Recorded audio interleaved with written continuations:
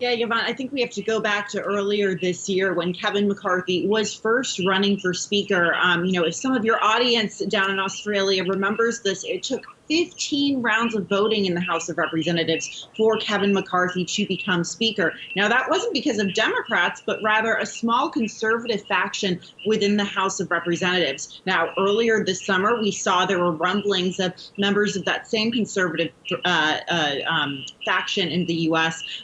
Threatening to oust Kevin McCarthy by bringing up a motion to vacate the chair from the speakership.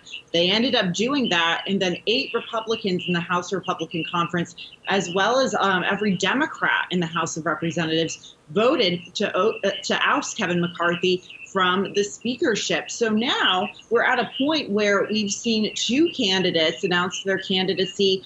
In Steve Scalise's case, he's a congressman from Louisiana. He ended up dropping out before he could even run. Jim Jordan, a congressman from Ohio, a very conservative member, went through 3 rounds of voting, did not win. So now there's the question of, can any Republican at this point get to 217 votes? And these 9 members that you mentioned are trying. Well, we don't have time to go through each one of them individually in detail, but Julia, which ones do you think stand the best chance of clinching the role?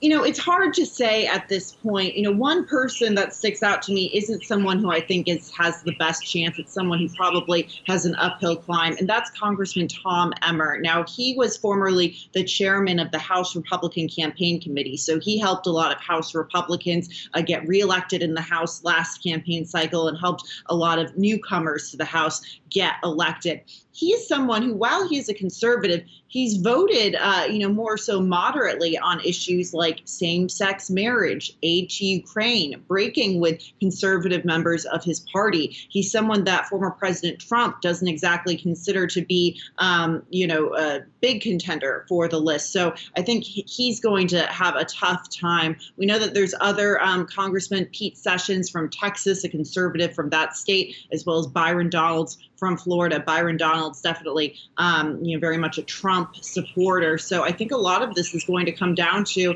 who is the most conservative. But at the same time, even if you're conservative, there's the question of how do you get moderate Republicans to be on your side? Well, what happens next? And do you think it'll be a straightforward process from here on to elect a new speaker?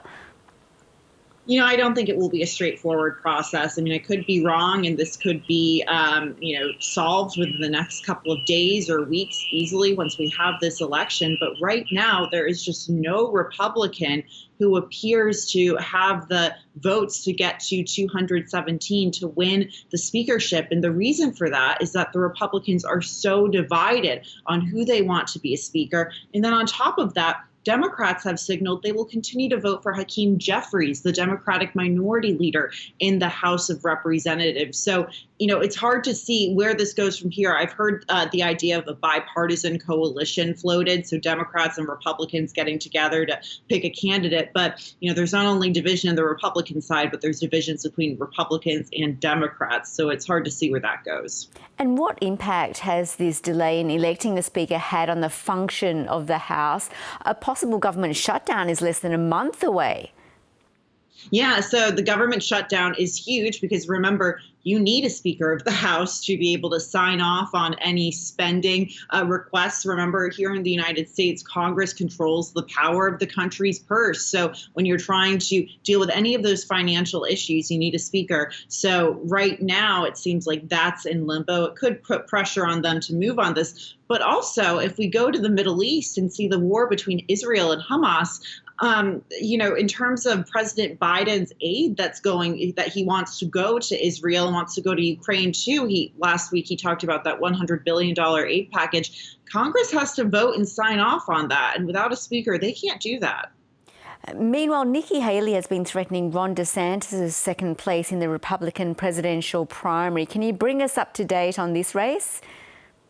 Right. So we have seen Nikki Haley ever since the first two Republican primary debates really grow her standing. She really seems to be this new never Trump alternative that's been floated in the primary. And while she's grown her standing, Ron DeSantis, the Florida governor, has not really grown his. So you see them sort of meeting in the polls. They're tied in some states. You see Nikki Haley ahead of Ron DeSantis. But, one thing to point out is that we talk about Ron DeSantis and Nikki Haley being tied in some polls at 11%, 12%, 15%. Donald Trump is still in the high double digits at 50 to 40%, really dominating the Republican primary field. So the DeSantis-Haley dynamic right now is really a race for second place. So it doesn't really impact then Donald Trump's bid to be the Republican presidential nominee? Unless you saw Nikki Haley or Ron DeSantis, if he were to really turn his campaign around, unless you saw them gaining enough traction, building a coalition of voters to really threaten Donald Trump's primary base, then I would say it would matter. But it's hard to see how they will be able to do that. We'll be looking towards the first caucus state of Iowa next year, where Donald Trump, he's lost there before in 2016. Ron DeSantis has, put a lot of money and staff into Iowa.